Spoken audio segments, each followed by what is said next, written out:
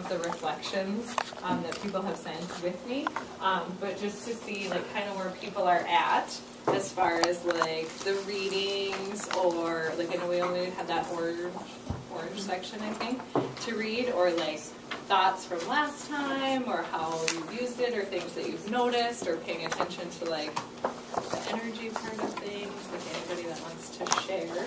I know there's lots of good thoughts because I did read some of the reflections, and I want to touch on one actually of the one I read, but not yet.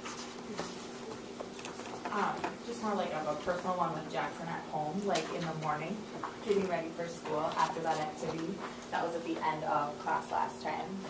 I'm constantly like, get your shoes on, let's go, you gotta go, we're gonna be late, like whatever. So I really have been trying to make not be so crazy and say, wow, you got your pants on without me even asking you to do that, or you know, like switching it a little bit, but I don't know, just focusing on that a little bit more. Which, because mornings are hard, like anybody, I mean mornings are hard even if you don't have kids, and if you have kids it's like, I caught myself doing the same thing the other day as Adelaide, singing at the top of her lungs in the shower, and I'm like, what did I already tell you? Like, be considerate of other people. I'm like, I mean, thank you for getting up, and you didn't even have your alarm, like, but I was like, stop singing! It's really what I wanted to say. Yeah, actually, I did say, and I reset myself. I think I have an example of where some energy really could have been given on Sunday with my James.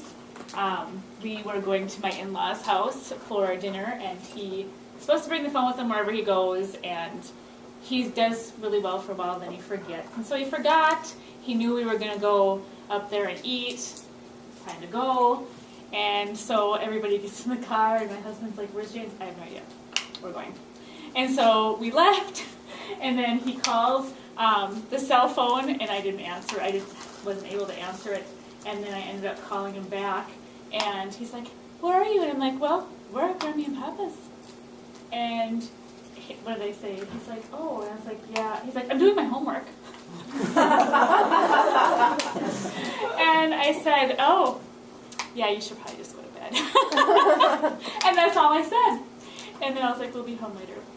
And anyway, so, because like literally, I think some people would just like flip, because you could really flip. Anyway, so we got home, and the entire house was clean.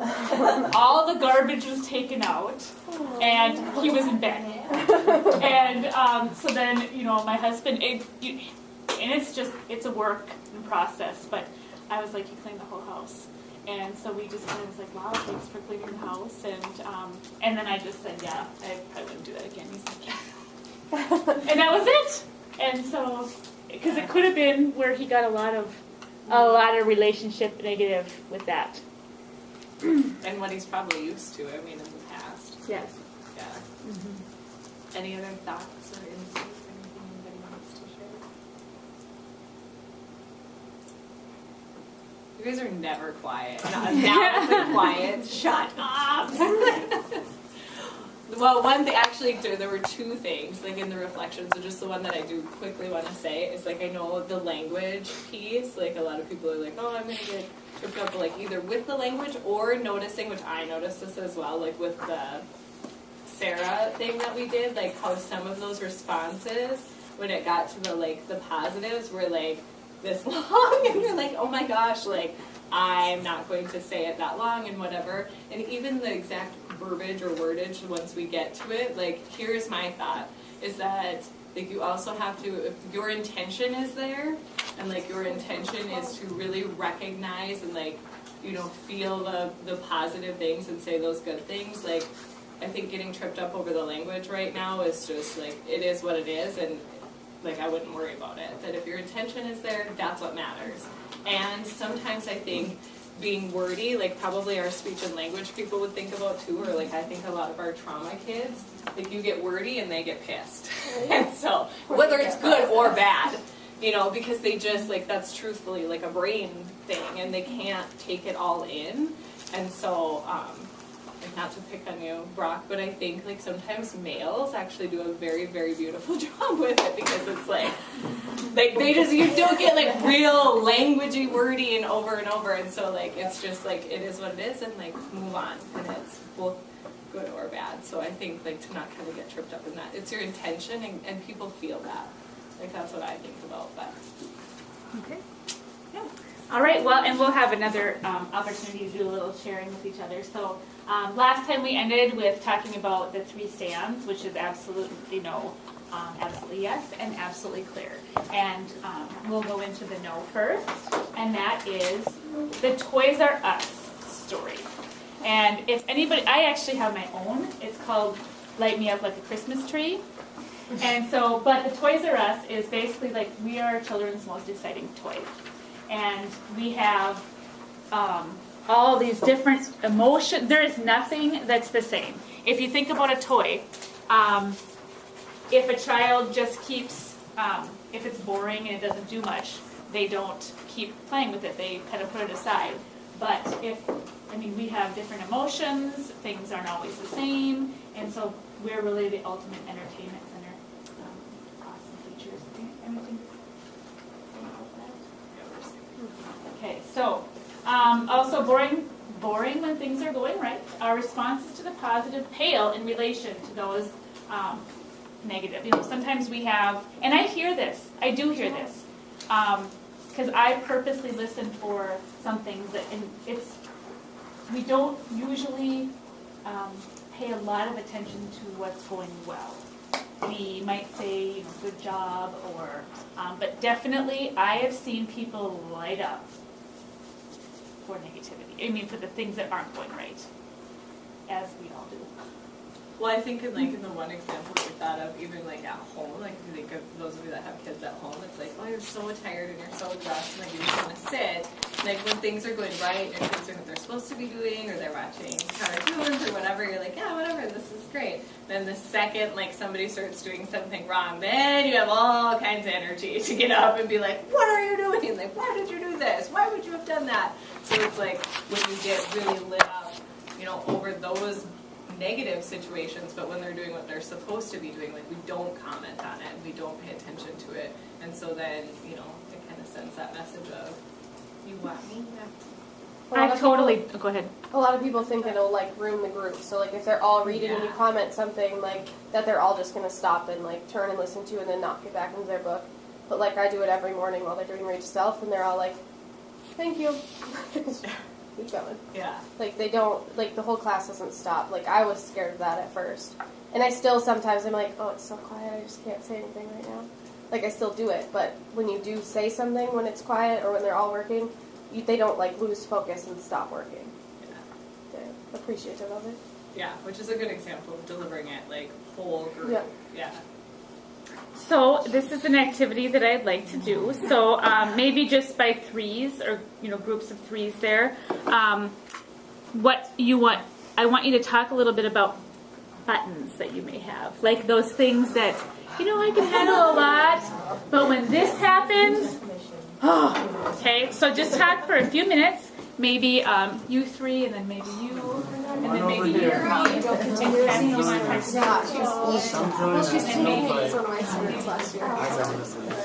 Or maybe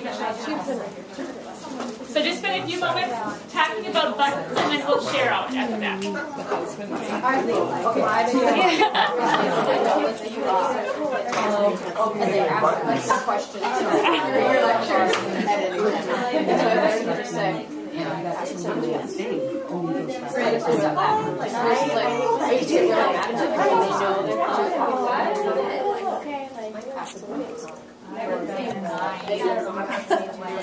That's a good one.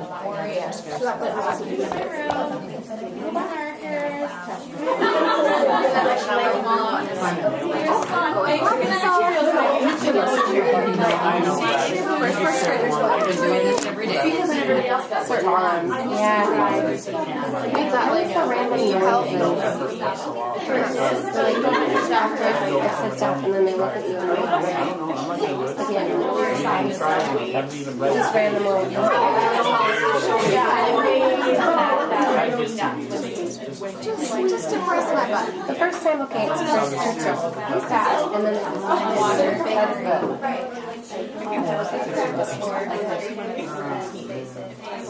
yeah, just like on purpose, doing something. Like the hyperness or the thing is those are the big shifts. Or someone else did it. Because I over the Like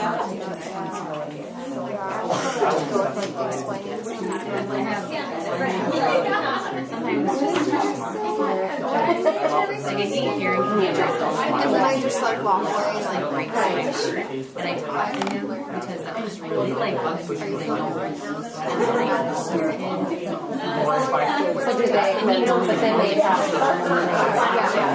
and like he'll do something quick and he just knows how to like get around. I And I think know one of my biggest fears, and it happens always, like when so as a cumulative and they all know how to do it all.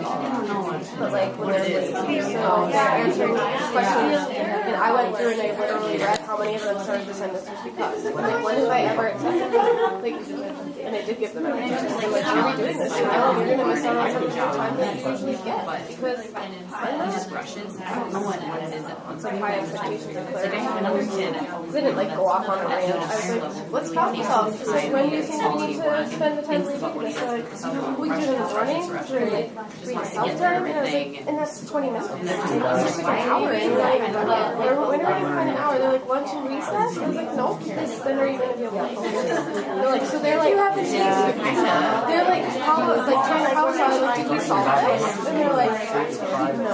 So it's more like clarity and energy. That was like getting all hyped about it. I was like, we just took our whole science time today discussing how we're gonna do it. Like, we could have just. But I think a bickering too. Whatever happens, it's like And I know that they can all do it because they all have done it. Oh, even the first graders. Yeah. Okay, are we about ready? Okay, so why don't we share out what we have? Anybody want to start with their buttons? What did you just say? Repeat the directions. So not listening, maybe or not. Okay. What page are we on? I just said it 3 times. When I'm talking. Mm-hmm. Anybody? I looked at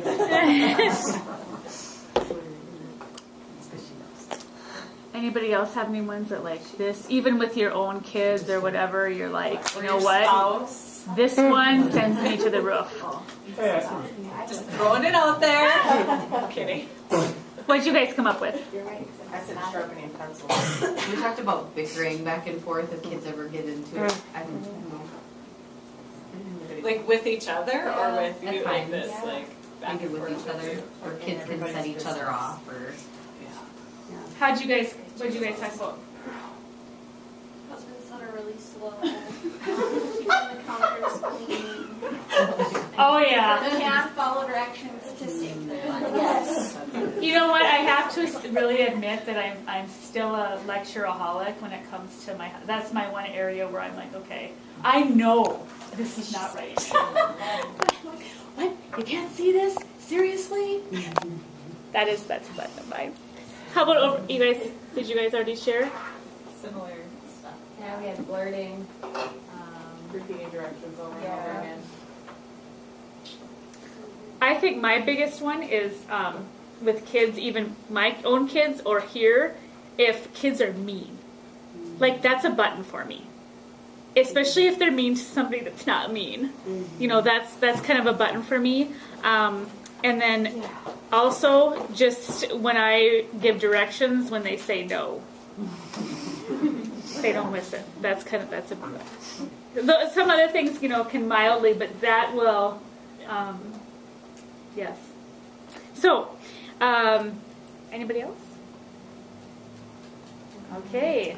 So, basically, you know, upside down energy, and we've used this phrase before, but if the toy is more animated and compelling, alive and energized when things are going wrong, then that gets transmitted and translated energetically to feeling more loved, more valued, more celebrated in relation to problems. Basically, when do you show up? when do you and your whole entourage of feelings, and when does that show up the most? When do we celebrate kids? So the first stand is absolutely no. I refuse to energize negativity. I will not reward negativity with my energy, connection, or relationship. That's sometimes hard to do, but the first thing, recognizing it is even recognizing and saying, yeah. There was a time last year I'm thinking, remember when you were in I don't know, a 5th grade class? Oh, yes. And I went in, the classroom. Yes, I was very supportive, but she was like, and I'm like, okay, yes. Yeah. And then later we talked about it, and she was lit up. Yes. Well, even in the midst of it, I knew I was lit up, and I was like, I'm so letting him light me up right now. But then I was like, I ain't backing down now. Yeah, it ended up being really not a good choice, and afterwards I was like, yeah, not so good, but I was aware. I'll just say that. It's okay. So the energetic undercurrent really runs the show. Children perceive what really gets us going, and they know exactly what buttons to push. So this is a $100 bill. Do you want to talk about the $100 bill analogy? No, because I don't really get this. Okay. So would you rather have a $100 bill or a dollar? Okay, so basically, when we're giving kids things during, when are we giving them the most money? And so, I would say that instance, $100 bills were flowing, right? And it was cashing and paying. And so, even when I really light up, that is giving a lot of money, in a sense, to the negative behavior. So we're the prize.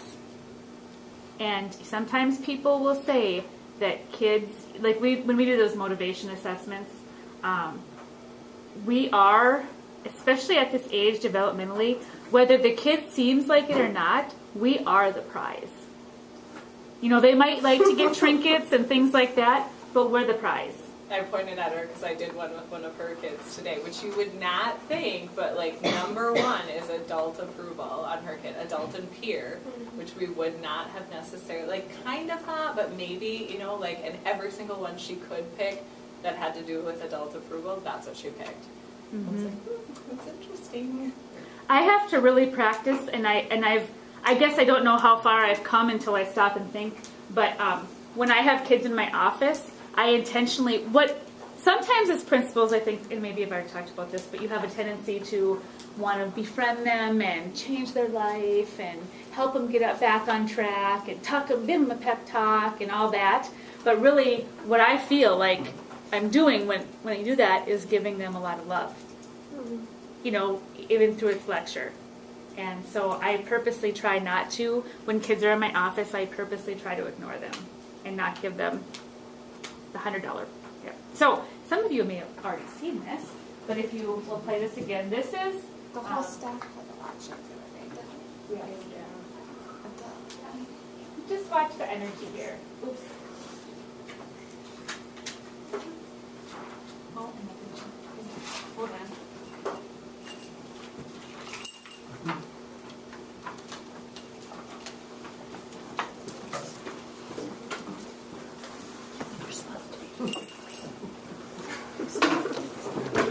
Glad you can make it, Twinsy. That's right, Twinsy.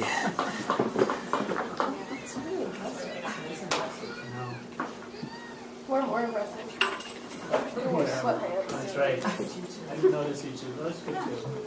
We win. You didn't notice we were matching, right?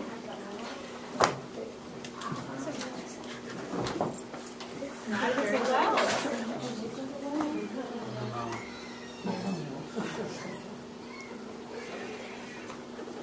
Oh, I mentioned to my students in the talk. That's what Try it.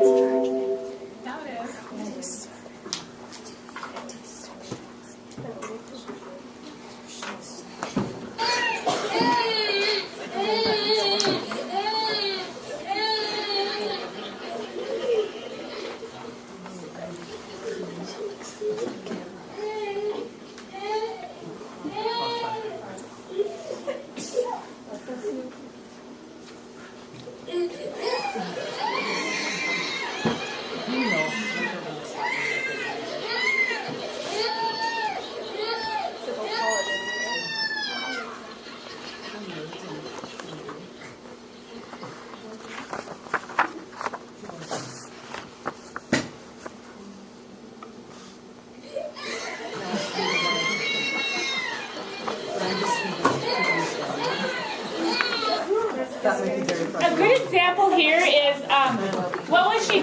she was, I mean, you see the energy.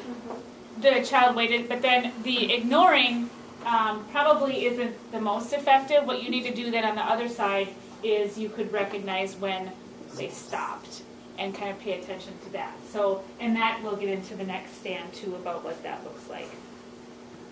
So ignoring is counterproductive. It just invites kids to up the ante. So, okay, well, I'll do it more. I'll show you more, because sometimes we do ignore, and then we just get more of a show to see when we can get that attention. Well, anybody who's had like any behavioral like modification classes, like I think way back when I went to my undergrad, like behavior modification, like the once they're like, well, you're gonna ignore, you're not gonna do anything, and then it's like finally you hit a point of freaking out, and then that resends that message of like, well, eventually I can make them totally spaz, so that'll be fun. So I'm just gonna keep on going. Yeah, that reminds me of substitutes when I was in school. Yeah. You just saw which button, and then if they didn't have any buttons, you kind of stopped. Well, maybe you guys didn't do that. That's what I did.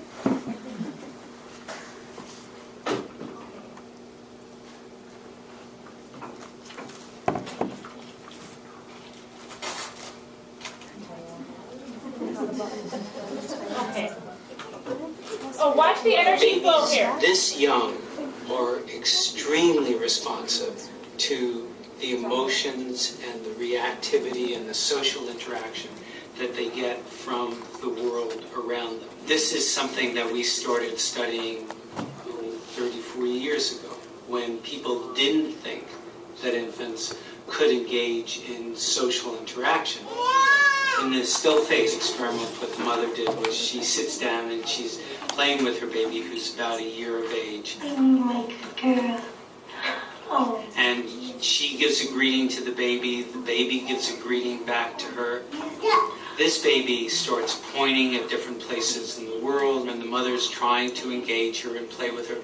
They're working to coordinate their emotions and their intentions, what they want to do in the world. And that's really what the baby is used to. And then we ask the mother to not respond to the baby. The baby very quickly picks up on this. And then she uses all of her abilities to try and get the mother back. She smiles at the mother. She points because she's used to the mother looking where she points.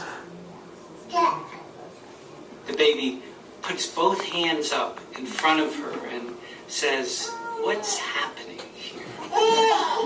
She makes that screechy sound at the mother, like, "Come on, why aren't we doing this?" Even in this 2 minutes, when they don't get the normal reaction, they react with negative emotions, they turn away, they feel the stress of it, they actually lose control of their posture because of the stress that they're experiencing.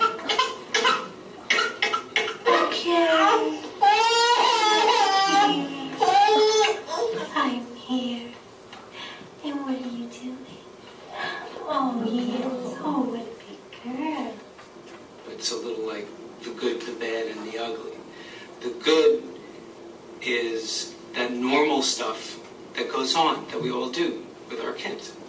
The bad is when something bad happens, but the infant can overcome it. After all, when you stop the still face, the mother and the baby start to play again.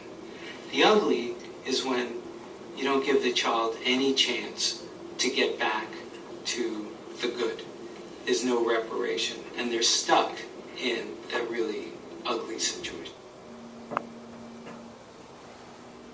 Okay, so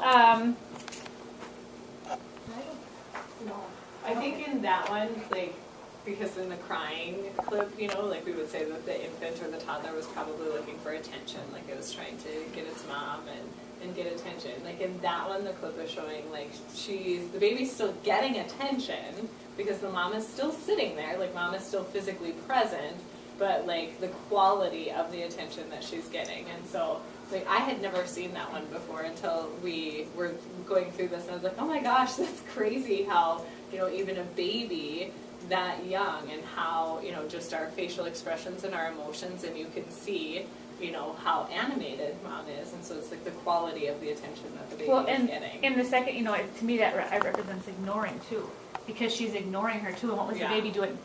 Trying harder. Trying to, when is it gonna get the, and usually, you know, like when we talk about this, kids know where the buttons are. They they just know how to sense what buttons those are. And you know, as a mother, if you have children like that, there is a point when you're like, yeah, stop screaming, you know. So they do know how to get that negative relationship. So let's talk about ignoring versus refusing to energize negativity. Often people who are unfamiliar with Nurtured Heart, they perceive ignoring negative behavior to be synonymous with refusing to energize negativity. And in your same groups, in what ways are you now seeing the two being very different? So can you talk in your same groups and talk about that a little bit? Ignoring? What? Our answers are going to be on the video. They're really good. Like ignoring or not saying anything. So, like once they're done doing whatever they're doing, you just continue to ignore them. So like when you're refusing to energize negativity, like as soon as they stop, you're there and you're like, thank you for stopping. You know, I see that you're not now, or you know, and I forget that sometimes, but finding that positive piece. So the consistency piece, like sometimes I forget about it, like it takes them too long almost, is what I think. So I'm like, and you've almost moved on, and like I've almost moved on, and they haven't yet, and so then like to come back to them sometimes I forget. But I think there's more accountability in refusing to energize negativity, because if you're ignoring, our kids know that too if they're checked out or doing something that they shouldn't. When you're acknowledging that them coming back, there's accountability.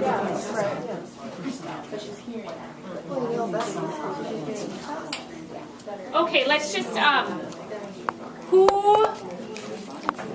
what kind of ahas did you come up with, or how did you describe the difference? Well, I said like with ignoring, when they're done doing whatever they're doing, you don't say anything. Like you just go on with what you're doing. But when you're refusing to energize negativity, like as soon as they're done, you're thanking them and welcoming them back, or saying, you know, like, I see that you're calm now. And it doesn't have to be anything crazy. Like, I see that you're calm now is something that, like, with the kids in my classroom, they're like, yes, I am. You know, like, they're able to then just know that you notice that they're done. You know, and so that they're doing something what they're supposed to be doing. What did you guys talk about? Same thing. Yeah, that, you know, as long as you get a better response once you give the praise, whether they're receptive to it or not, you're still interacting with them when they're doing something appropriate, no matter how long you know, no matter if they're receptive to it or not, they're still hearing it, and you're praising them when they're doing something correct, instead of just ignoring or refusing to interact with them. You're choosing to do it when they're doing something correct. You're making an awareness of it. You're making them aware, like you said, you came back, or I see that you came back. Yeah, and it doesn't have to be a big thing, but you're making an awareness of it. And I think you're also saying that you see them. Right. Like, you know, you're seeing them not just act like a jerk, because that's when you light up, but you're also seeing them when they're done and they're ready to come back. Did anybody say anything different than those couple groups, so we can kind of move on? But I think one thing to just point out in like honoring people and honoring yourselves is that like sometimes it feels really gaggy, I think, for some people to be like, oh, thank you for not freaking out anymore. Like, you know, like a lot of times that does feel like too much for me, depending upon the situation and the kid. It just like, if I'm not totally reset, I can't go there. So a lot of times I go to exactly like Hassel said of like, I see that you're calm right now, because then I'm... Because I'm not? Because I don't know that I am, and I can't go there into like, you know, like, thanks for not doing this or that at that point. Like, it feels like, ugh, too much for me. And I think that's important for people to realize in all of this, is that because we've watched a lot of people and how they, you know, navigate the whole Nurtured Heart approach. And so, like, making it yours, like, that's okay to just say, you know, because a lot of times that's where I go. So like one of my students got really upset with a group that she was working with, and so she ran out into the hallway and went and sat by the door. And I said, I literally walked out there, didn't raise my voice. I said, I need you to come into the room because that, and giving her a reason, because I need you to be safe and there's nothing up here with you right now. And she was like, no, that's embarrassing. And I said, and I'm sorry that you feel that way, but I need you to come in the room. And so she got up and came into the room. And all that I said was, thank you for making a great choice and being safe. And she calmed down right away and went back to work. Like, if I would have sat there and been like, I need you to come in the room right now, she would have been out there for an hour. I'm pretty sure. You know, like, so just, I didn't say a lot, but then she came back in and went over with her peers and kept working. Right. And I think when, go ahead. Sorry, I know you want to move on. I just got here, but I just thought we were just talking about a really good example. Yeah. I think, like, it makes me think about where you don't want to energize when they're doing something wrong, but sometimes you need to give them some kind of attention, otherwise they will escalate it to a dangerous level. So I was thinking about an example in the lunchroom where some of our friends need some kind of one-on-one attention so that they're not dancing on the tables. Otherwise, What's wrong with that? That also makes me I was thinking about that. Like, I was thinking, you know what? He probably did that because we were energizing him, but all the first graders were energizing him. And you can tell them as many times as you want. Don't watch and point and laugh at the kid dancing on the table. But they're gonna look and laugh and point at perfect example. So I was thinking, like, one of us should have went over there and just talked with him, because then he would have gotten something. And it would, even though he was laying on the lunch table and he wasn't really doing what he was supposed to, maybe he just needed something. I think he's one of those kids that just needs that. And I was thinking, that's what we should do next time. It's just one of us is just going to have to be over there and just talk with them. Like, even though he wasn't doing, and he had just hit somebody and whatever, and yes, he was refusing to go to the office, but at least he would get that interaction, positive interaction, instead of being the class clown for the whole school to see. I don't know. And that's also, I mean, it's also about, right? Is that kind of yes, being aware of your own energy too. Yeah. Because I know that kid lights me up. And so if he's doing something, and so it's really being aware of. So I've actually, I think maybe I've even told Maria this. I'm like, yeah, I just don't go over there, but I watch him and he listens to you. You know, whatever works, right? Because I just want him to be able to do it. So it's knowing yourself and where you're at, and you know what, you're always working on it, and I'm okay with that. And I think sometimes sorry to interrupt you. Oh, I just pushed a button for people. Like having that trust to be able to say, Tag, you're it, because I'm going to flip out right now. Like, and being able to trust someone to not be judgy of you, of like, oh, well, she's the counselor, or she's the principal, and she's ready to flip her lid. Like, you know, we are all only human. There's only so much we can take, and like being aware of like, yeah, I'm done, because like I am going to have energy in all the wrong places right now, and I know that, and somebody else needs to step in and take that over.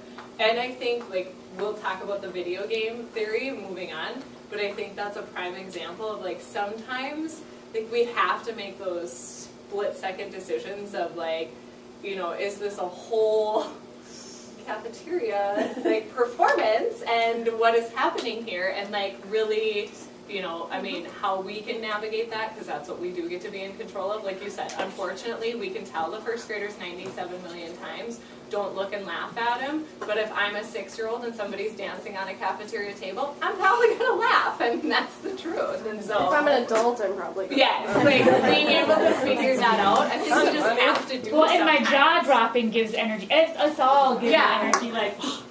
And one thing I want to say about ignoring and refusing to energize is you will see one thing with both of these, but the refusing to energize is going to be your best bet. You will typically see a spike in behavior, like when we saw with the baby, still trying to find out. So you'll typically see a spike in both. Like just kind of, they're trying to push all the buttons and seeing, when are you, well wait, you used to light up when this happened, so why aren't you doing it now? So that's something to remember, that some people might do that and be like, well, they just did it more, you know. So that's something that you kind of got to stay the course, and then you will become boring.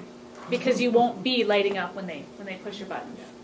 So checking to see if the toy is still broken. Yeah. So with the video game theory, like we all know, and I don't know crap about video games, so they all make fun of me when I try to attempt to talk about video games. But like how I think it is a good example of like we have kids that are so obsessed with video games, and if you really look at like it's that kind of instant gratification, or like when they die in a video game, they're instantly like welcomed back into the video game, but also noticing that there's no warnings, like, oh, you're gonna die. 1, 2, oh, I think you're gonna die. There goes life number 3. You're almost 3, gonna fall off that cliff. yeah, like there it goes. Like there are no warnings. It's like this is what's gonna happen. They know what's gonna happen. The clarity and the boundaries are there, and they know that, okay, well, I died and it's done, and then I'm welcomed back into the game. So I think there's a lot of slides kind of explaining that, but to me, that is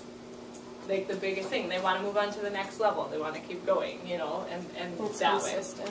way. And it's consistent, and I think that is huge. And what I wrote is almost exactly what Nika said, is sometimes I think, because as classroom teachers, or even like, Megan, I heard you talking earlier about like your rules and like your office, and like the kids know your procedures, and they know what it looks like, and they know, they should know. Sometimes they know when they don't practice it, right? But like as classroom teachers, like you guys have very clear rules, expectations, and most of the time, like I would say classroom teachers do a really nice job of being able to follow through like, with those consequences.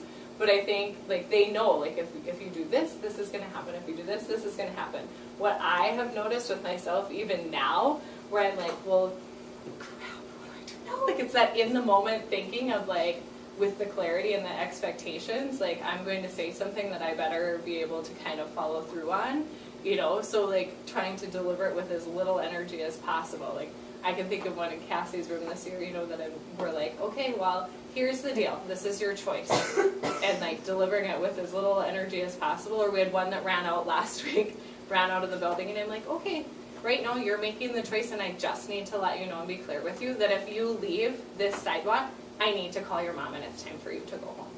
Like, it's still like being clear, and that's the consequence and the expectation. Did we necessarily, I think for that one that was in place before, but sometimes, I mean, the kids, they pop up with behaviors that you're like, oh my God, where did this come from? I don't know what to do right now. So I think like that in the moment, almost just like what Nika said, but it's also the clarity of like, this is what, I just need to let you know this is what's going to happen. And like not really energizing a lot of it, but you know, thinking of video games too, like it talks about how the video game's like never in a bad mood. You know, it's not like, well, today I'm going to deliver the consequence right away, and tomorrow, well, I'm feeling kind of nice. So like you get 57 warnings before you get the consequence. Like, no, like no warnings. Like you deliver the consequence and it is what it is. So. And I think the biggest analogy for me is when they die, it's in the game. When you die, let me just go a little bit language about that. when they die in the game, what happens? They're back. They just immediately, and then they're like, you know, so it's like a quick, and then it's just right back in. And so that, to me, if you think metaphorically, it's I'm not lecturing, giving them the whole thing, but oh, welcome back to the game. And then you can die again. Welcome back to the game. But everybody, where do the kids want to be? Would they want to be dying all the time? They are striving to stay in the game. Yes. And that was probably one of the hardest things for me is lecturing. Like, I am a lecturer, and I want to tell you like why that was not a good choice. So, yes, Beckett's even reset me actually a couple weeks ago. And when I wanted to, like, why would you like that? This is Albrecht, you're going to be late for class. She's not listening. She doesn't have to leave me. Okay. We already talked about this. Okay, the story of the librarian. This is my favorite story, but you can have it. She's really good at it, though. But okay, so and Howard Glasser, he talked about how he was, you know, in the library. They were getting ready for something, and he watched this very loving. Because you know, normally we think of the lecture and the I told you, you know, whatever. But then there's the loving librarian. So everybody's reading quietly, everything's quiet. Sorry, I was just throwing out kids' names that we have a few of them. And then you have the one that's kind of like Stephanie here. She's doing what she wasn't supposed to, and then the librarian comes up and really sweet and says, "Oh, you want to do that?" And then they go away, and then everybody's okay. What do you think happens in a little bit? What can you see happening again? She starts doing it again because what is she going to get? I'm loving. And I'm trying to give her. And what is actually going on with everybody else? What are they doing? They're doing the right thing. They're doing what they're supposed to be doing. And so I think it's a really good example of a loving way of showing up. Because I think sometimes we think that it's like the lecture and the, with me it's like the yelling. And if I get really mad, like with my own kids, I'm like, and I'm like, oh. Or I'll hear some people that when they, if kids are at recess or they come in, I'll sometimes hear, and how many times have I told you to do it? And, there's all this that goes along with it. And what is that really doing? It's really giving $100 bills. Because you are telling the child, I notice you, I notice you, I notice you, I notice you. So, anyways, the story of the loving librarian is when the timing of when you show up. So, timing is always right. Payoffs are always right side up. So looking at, again, when you're showing up. Has anybody had any, where you're been recognizing and cognizant of when if you're new to this, where you've noticed this, and maybe there's a kiddo in your room. Maybe you did the same thing, but did anybody have any, even when you just noticed it? Because I think that one of the first steps is just noticing when things light you up. There's a student next to my one-on-one in the afternoon who is so sweet and so good, and is one of those kids that is so good that probably isn't directly noticed. So I try to make a point, like, you're being so patient right now while the whole class is resetting, and you're doing exactly what you were supposed to do. So I try really, I don't know if that's what you're talking about. Absolutely. But I was trying really hard to be like, especially because I'm right next to her, and she's a sweet, quiet little thing, and I don't know, I try to give her something. Because everybody needs to be seen. Right. And I think sometimes with the kids that are acting out is they're just finding ways that are more visible of needing to be seen. People want to be seen. Everybody wants to be seen. That's why sometimes I think the learning walks were a success because you know what? I don't get around all the time and as much as I'd like to, but in the learning walks, a lot of what I heard was I was noticed. I was seen. And so that to me, I'm like, and the analogy that I wanted to make with that is I was noticed and I was seen, and I was talking to Megan, and I said, well, wouldn't it work if we just skipped all that, what's going right, and just talked about a whole list of things that are going wrong? Wouldn't that be more effective than everybody could just take the whole list of things that aren't right? And she said, we wouldn't be having learning walks then. Right? Right. Because that's not, not how we operate. I'm going to skip ahead to, I think this is really important, and I know that Lorraine had emailed everybody about that, but it's really important that you can't blame yourself. You can't feel like, I remember, I thought about that after she sent that, and I remember the first time that I went to Sarah Hall's class, it was my husband and I, and it was at the kindergarten center. I seriously was saying that I think I was bawling half the time. Because I was like, oh my gosh, I kind of felt like horrible. And so I think you have to be really careful about that because you have to just forgive yourself and know that you're going to screw up and you're moving forward and you're trying to do what's right because that's the better choice than beating yourself up. There's no point in beating yourself up. Okay.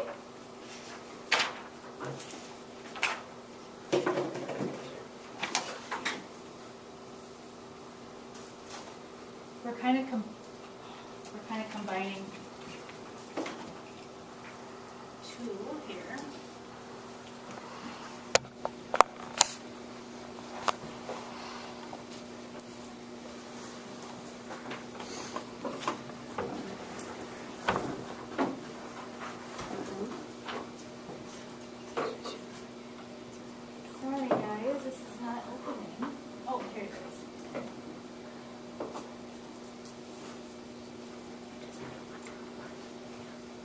Ria did some succession.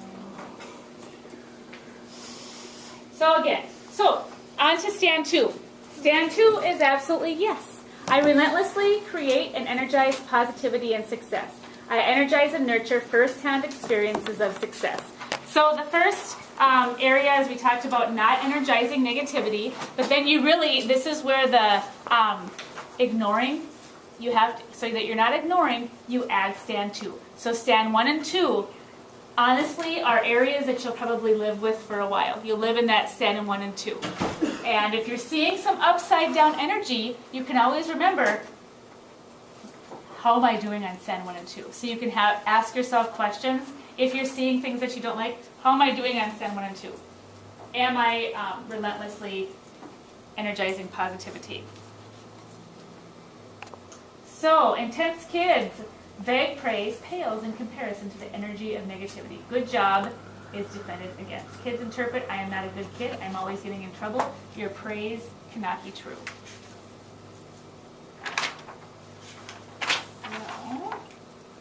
So, new ways of being positive. It's more than catching them being good, and we talked about this a little bit.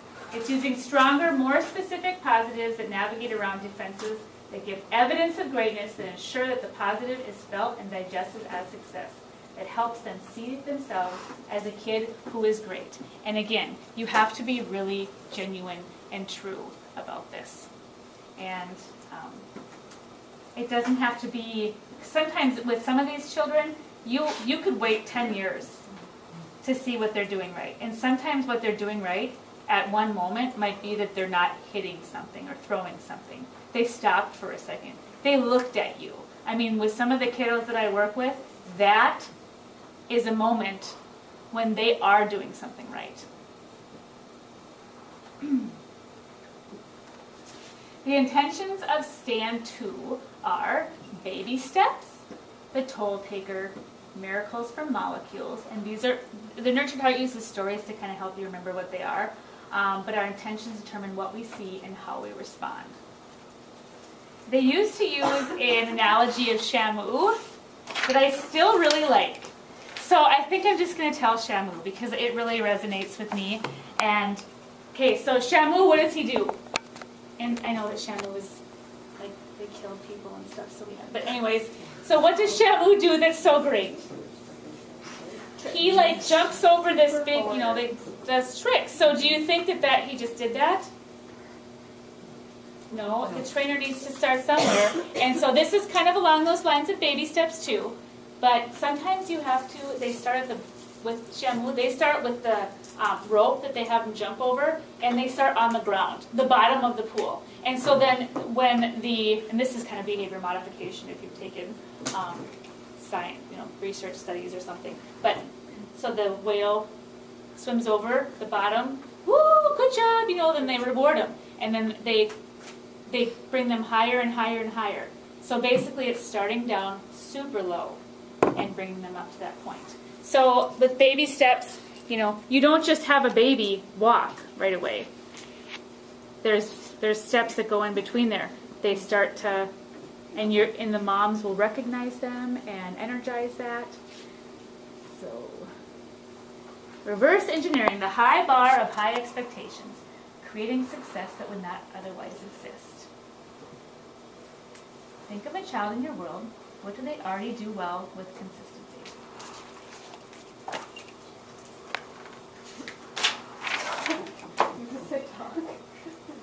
So, and I think this is the last thing that we will do here. So, if you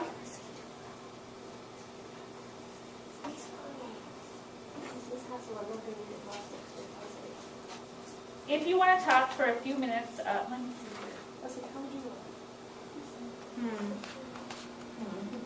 I think I'm just going to stop there because I need to look over that again. So, our assignment for next time is to read the next section of the book, and that's the green section. And then also, if you're taking it for credit, send me your reflection. And Thursday is when they'll be back here.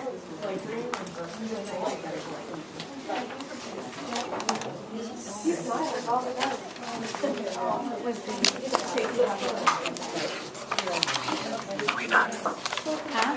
Yeah.